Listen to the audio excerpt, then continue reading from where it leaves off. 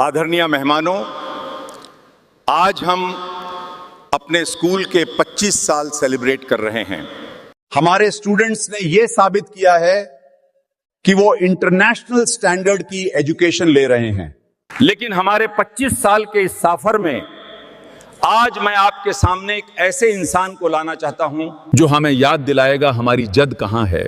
मुंबई के एक posh area में एक बहुत ही फेमस इंटरनेशनल स्कूल था, सिल्वर ऑक ग्लोबल एकेडमी।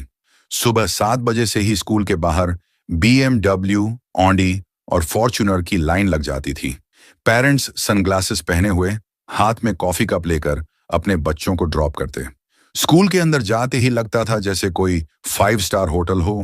AC की ठंडी हवा, शाइनी मार्बल फ्लोर और हर जगह इंग्लिश ही इंग्लिश। लेकिन इसी चमक धमक के पीछे एक छोटा सा लड़का रोज सुबह सबसे पहले स्कूल पहुंचता था। उसका नाम था आरव। आरव लगभग 11 साल का था। उसकी शर्ट पुरानी और धुली हुई होने के बावजूद फीकी लगती थी। हाथ में होता था एक पुराना सा झाड़ू और बाल्टी। जब स्कूल बस से बच्चे उतरते, ब्रांडेड बैग पहने हुए हंसते हुए अंदर जाते। आरव कॉरिडोर के कोने में चुपचाप खड़ा रहता। वह स्टूडेंट नहीं था, वह स्कूल का क्लीनिंग हेल्पर था। उसका काम था क्लासरूम के डेस्क साफ करना, फ्लोर पोंछना, डस्टबिन खाली करना। जब वह झुककर काम करता, उसके पास से पॉलिश्ड शूज की टक टक आवाज गुजरती। कुछ बच्चे उसे देखकर मुंह बना लेते, कुछ इग्नोर कर देते। एक दिन लंच ब्रेक में आरव क्लासरूम साफ कर रहा था। तभी एक लड़के के हाथ से केचप गिर गया फ्लोर पर। वह आरव की तरफ देखकर बोला, ओए क्लीनर, जल्दी साफ कर, बदबू आ रही है यार। पूरी क्लास हंसने लगी।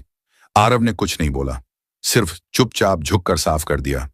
आरव को अपने माँ बाप का चेहरा भी याद नहीं था। बचपन से ही रेलवे प्लेटफॉर्म और छोटे झुग्गी एरिया में बड़ा हुआ था। लोगों की बातें सुन सुनकर उसने सीख लिया था चुप रहना ही सेफ है। लेकिन उसके अंदर एक छुपा हुआ सपना था। जब टीचर्स इंग्लिश में पढ़ाते, आरव का कान खुद ब खुद उधर चला जाता। उसे इंग्लिश एक गाने की तरह लगती थी। रात को जब स्कूल बंद हो जाता, आरव अपनी झोपड़ी में जाकर एक टूटे हुए आईने के सामने खड़ा होता और धीरे से बोलता, good morning, how are you. उसकी आवाज हिलती थी पर आंखों में चमक होती थी। उसे लगता था एक दिन वह भी फ्लुएंट बोलेगा। लेकिन अगले दिन जब वह हिम्मत करके किसी टीचर को बोलने की कोशिश करता, सर आई क्लीन दिस, तो पास के बच्चे फिर हंस देते। आरव फिर चुप हो जाता। उसका सपना धूल के साथ फिर से चिपक जाता। लेकिन वक्त कभी रुकता नहीं। समय धीरे धीरे आगे बढ़ रहा था। स्कूल के नोटिस बोर्ड पर एक बड़ा पोस्टर लग गया, silver oak global academy 25 year celebration. हर जगह डेकोरेशन शुरू हो गया। Lights, banners, stage rehearsal, dance practice, पूरा कैंपस फेस्टिवल जैसा लग रहा था। स्टूडेंट्स अपने परफॉर्मेंसेस की प्रैक्टिस में बिजी थे। कोई वेस्टर्न डांस, कोई इंग्लिश स्पीच, कोई बैंड परफॉर्मेंस। और इन सब के बीच स्टेज के नीचे झुककर वायर्स के पास डस्ट साफ कर रहा था आरव। वह काम करते करते रिहर्सल देख रहा था। उसकी आंखों में एक अजीब सी क्यूरियोसिटी थी, जैसे वह सिर्फ सफाई नहीं कुछ सीख भी रहा हो। उसी वक्त स्कूल के principal Mr Mehta stage inspection के लिए आए। वह काफी स्ट्रिक्ट और इंटेलिजेंट इंसान माने जाते थे।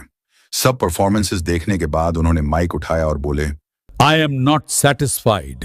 हॉल में सन्नाटा छा गया। सब सोच रहे थे अब डांट पड़ेगी। मिस्टर मेहता ने आगे कहा, इस 25th एनिवर्सरी पर मैं एक स्पेशल सेगमेंट चाहता हूं। कोई एक स्टूडेंट स्टेज पर आकर 5 मिनट पूरे हिंदी में बोलेगा, एक भी इंग्लिश वर्ड नहीं। सब स्टूडेंट्स एक दूसरे की तरफ देखने लगे। जो रोज इंग्लिश बोलकर प्राउड फील करते थे, आज उनकी बोलती बंद हो गई। हिंदी टीचर मिसेस शर्मा मुस्कुराकर बोली, सर ये तो इजी है, हमारे पास टॉप स्टूडेंट्स हैं। उन्होंने क्लास टॉपर आर्यन को बुलाया। आर्यन कॉन्फिडेंट होकर स्टेज पर चढ़ा, फिर बोला, हमारे स्कूल वेरी गुड, मेरा मतलब बहुत अच्छा है। We all enjoy.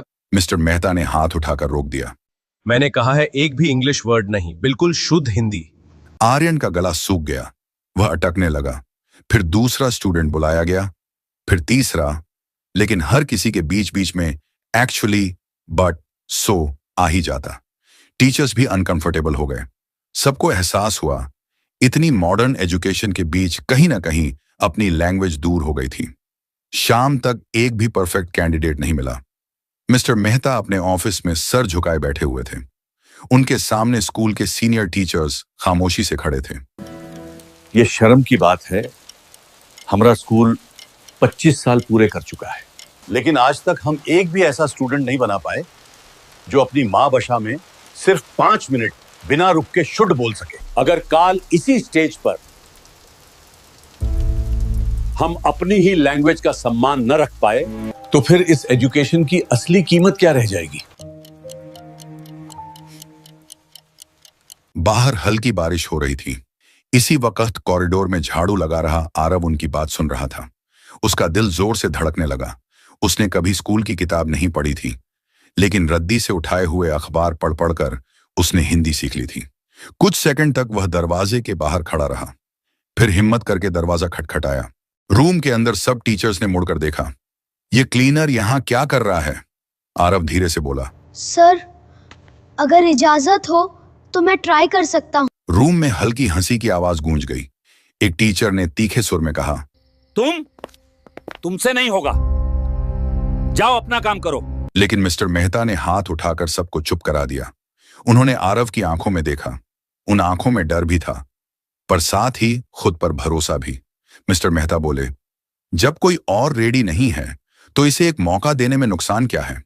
या तो यह हमारी इज्जत बचा लेगा या फिर हमें और ज्यादा शर्मिंदा कर देगा। मैं ये रिस्क लेना चाहता हूं। टीचर्स ने एक दूसरे की तरफ देखा। कुछ लोग मुस्कुराए, कुछ ने सिर हिला दिया। उनके लिए आरव सिर्फ एक सफाई करने वाला लड़का था। उन्हें नहीं पता था, यह लड़का हर रात आईने के सामने खड़ा होकर सिर्फ अल्फाज ही नहीं, अपनी पहचान भी धीरे धीरे मजबूत करता था। अगले दिन फंक्शन था। सबके दिमाग में एक ही सवाल घूम रहा था, क्या आरव स्टेज पर बोल पाएगा या स्कूल की बेइज्जती हो जाएगी? अगली सुबह स्कूल का माहौल बिल्कुल अलग था। गेट के बाहर लग्जरी कार्स की लाइन, मीडिया वैन और सिक्योरिटी गार्ड्स। ऑडिटोरियम को फूलों और गोल्डन लाइट्स से सजाया गया था। बड़े स्क्रीन पर लिखा था, सेलिब्रेटिंग 25 इयर्स ऑफ एक्सीलेंस। आगे की रो में शहर के मेयर, बड़े बड़े बिजनेस टाइकून्स, सेलिब्रिटीज और मशहूर जर्नलिस्ट्स बैठे थे। सबके चेहरे पर एक्साइटमेंट थी, लेकिन बैक स्टेज तूफान से पहले की शांति थी। मिस्टर मेहता ने प्यून को बुलाया और धीरे से कहा, आरव को ले आओ और जो नया यूनिफॉर्म रखा है वो पहना दो। 15 मिनट बाद जब आरव बाहर आया, उसे पहचानना मुश्किल था। सफेद शर्ट, काला पैंट, उसके बिखरे हुए बालों को अच्छी तरह से संवारा गया था, पर कपड़े नए होने के बाद भी उसके हाथ की खुरदुराहट छुप नहीं रही थी। वह थोड़ा कांप रहा था। टीचर्स लाउंज में फुस-फुस शुरू हो गई। एक टीचर हंसी दबाकर बोला, सर सच में पागल हो गए हैं क्या? इस गंदे से लड़के को स्टेज पर चढ़ा देंगे, स्कूल की इज्जत मिट्टी में मिल जाएगी। स्टूडेंट्स की लाइन में आर्यन अपने दोस्तों से हंसकर बोला, आज क्लीनर भाई स्पीच देंगे। फंक्शन शुरू हुआ। Dance, music band, English debate, सब पर लोगों ने तालियां बजाईं। फिर मिस्टर मेहता स्टेज पर आए। उनकी आवाज आज और ज्यादा गंभीर थी। आदरणीय मेहमानों, आज हम अपने स्कूल के 25 साल सेलिब्रेट कर रहे हैं। हमारे स्टूडेंट्स ने यह साबित किया है कि वो इंटरनेशनल स्टैंडर्ड की एजुकेशन ले रहे हैं। लेकिन हमारे 25 साल के इस सफर में आज मैं आपके सामने एक ऐसे इंसान को लाना चाहता हूं जो हमें याद दिलाएगा हमारी जद कहां है और हमारी मां भाषा हिंदी कितनी ताकत रखती है। ऑडियंस में उत्सुकता फैल गई। सब सोच रहे थे, शायद कोई बड़ा लेखक आएगा या फिर कोई मशहूर शख्स। तब प्रिंसिपल ने मुस्कुराते हुए घोषणा की, मेन स्टेज पर आमंत्रित करता हूं आरव को। नाम सुनते ही ऑडिटोरियम में हल्की हंसी की लहर दौड़ गई। कुछ लोग एक दूसरे से पूछने लगे, कौन आरव? पीछे से किसी स्टूडेंट ने जोर से बोला, अरे वो झाड़ू लगाने वाला लड़का। पल भर में पूरे हॉल में जोरदार हंसी फैल गई। हंसी इतनी तेज थी कि कुछ लोग तो कुर्सी से गिरने ही वाले थे। आरव धीरे धीरे सीढ़ियां चढ़कर स्टेज पर आया। उसके सामने हजारों लोगों की नफरत और मजाक भरी नजरें थीं। स्पॉटलाइट सीधा उसकी आंखों पर पड़ रहा था। उसने माइक पकड़ा, पर आवाज नहीं निकली। नीचे से किसी ने फिर चिल्लाया, भाई झाड़ू ही मार दे स्पीच की जगह। 2-3 लोग फिर हंस पड़े। आरव ने आंखें बंद कर ली। उसके दिमाग में उसका टूटा हुआ आईना फ्लैश हुआ। झुग्गी की रात, न्यूज़पेपर के टुकड़े और वह लाइन जो वह रोज बोलता था, एक दिन मैं बोलूंगा। उसने गहरी सांस ली। फिर आंखें खोली। इस बार उसकी गर्दन सीधी थी। वह माइक के पास झुककर धीरे से बोला, नमस्कार। हॉल तुरंत चुप हो गया। लोग सीधे होकर बैठ गए। मैं आज यहां जीतने नहीं आया हूं, मैं आज यहां बोलने का साहस लेकर आया हूं। मेरा नाम आरव है। मैं इस विद्यालय में सफाई का काम करता हूं। जब आप सब अपने बस्ते लेकर क्लासरूम्स में जाते हो, तब मैं झाड़ू लेकर कॉरिडोर्स में खड़ा होता हूं। आपके जूते चमकते हैं और मेरे हाथ धूल से भर जाते हैं। पर आज मैं आप सबसे एक सवाल पूछना चाहता हूं। क्या हाथ मैले होने से सपने भी मैले हो जाते हैं? मैंने भाषाएं किताबों से नहीं सीखी, मैंने उन्हें सुनकर महसूस करके सीखा है। रात को जब विद्यालय बंद हो जाता था, तब मैं टूटे हुए शीशे के सामने खड़ा होकर धीरे धीरे शब्द बोलता था और फिर मुस्कुरा देता था, क्योंकि मुझे विश्वास था शीशा टूट सकता है पर सपना नहीं। आज जब मैं इस मंच पर खड़ा हूँ तो शायद कुछ लोग सोच रहे होंगे, सफाई करने वाला यहाँ क्यों? सच कहूं, कल तक मैं खुद भी यही सोचता था। फिर मैंने खुद से पूछा, अगर कपड़े साधारण हों तो क्या आवाज भी छोटी हो जाती है?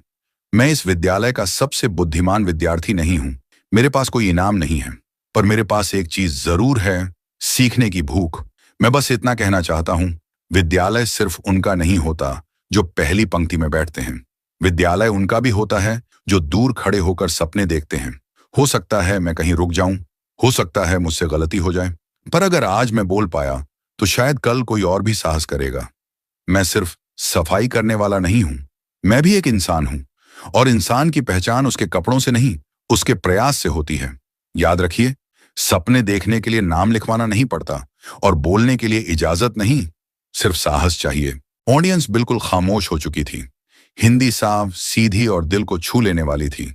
हर शब्द क्लियर, बिना एक भी इंग्लिश वर्ड के। जो लोग कुछ देर पहले हंस रहे थे, अब उनकी आंखें खुली रह गई थीं। टीचर्स एक दूसरे की तरफ देख रहे थे। क्या यह वही आरव है?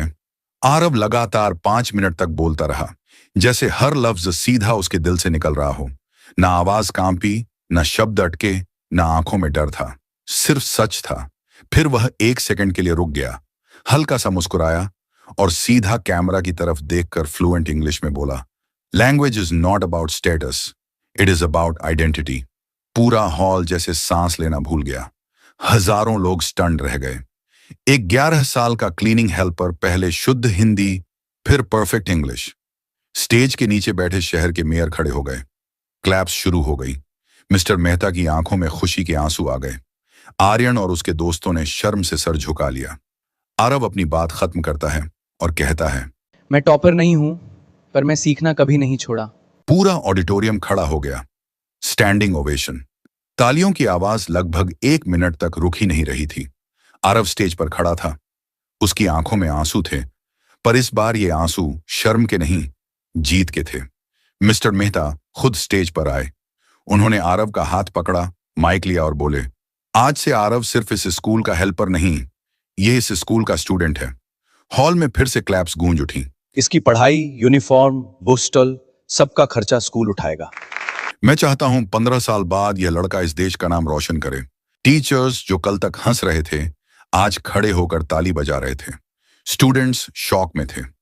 आरव समझ ही नहीं पा रहा था क्या हो रहा है। उसके हाथ अब भी कांप रहे थे, लेकिन अंदर से वह पहली बार खुद को इम्पोर्टेंट फील कर रहा था।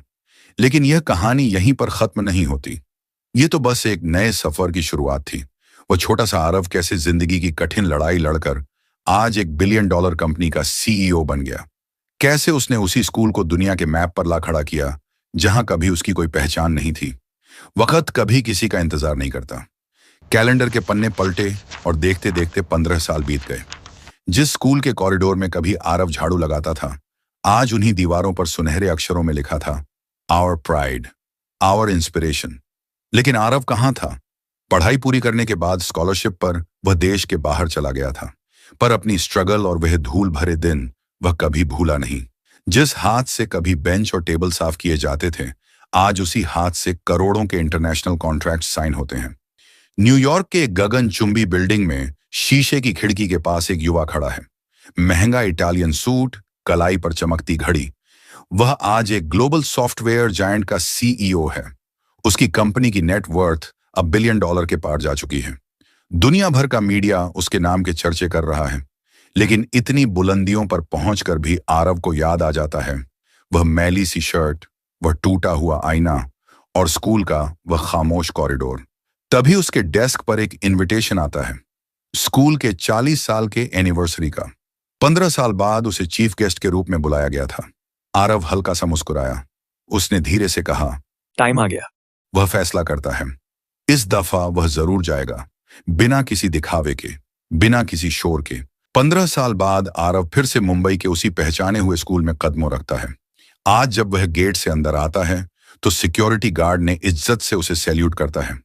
कॉरिडोर में स्टूडेंट्स ऑटोग्राफ लेने के लिए उसके इर्द गिर्द जमा हो जाते हैं। वही कॉरिडोर जो कभी उसे नजरों से गिराता था।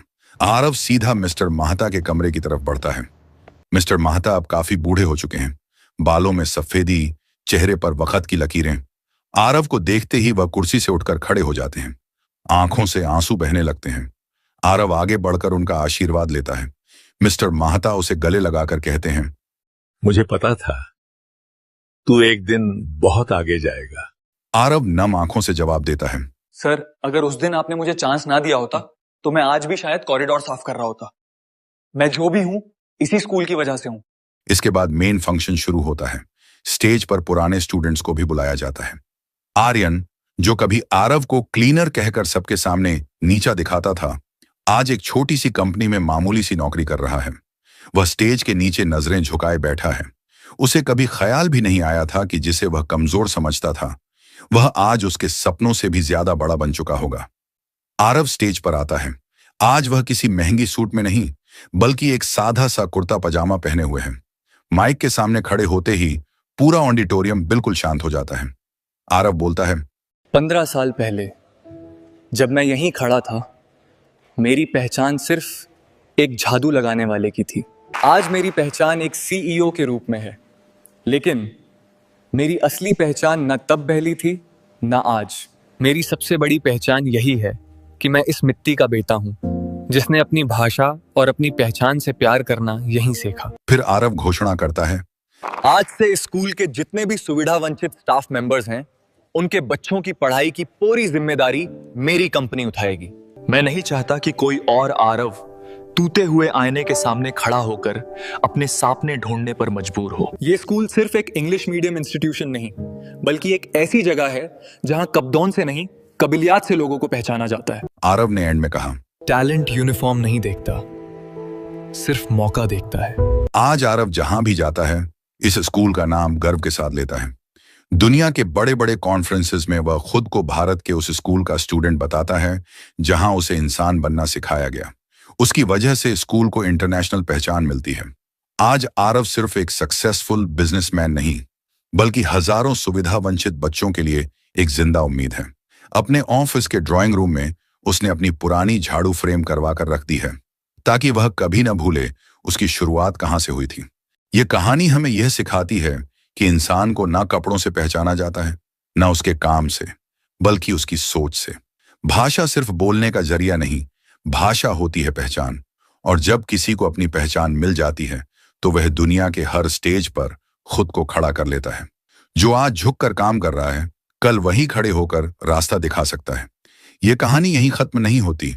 यह कहानी हर उस दिल में शुरू होती है जो आज भी खुद पर विश्वास करने की हिम्मत रखता है।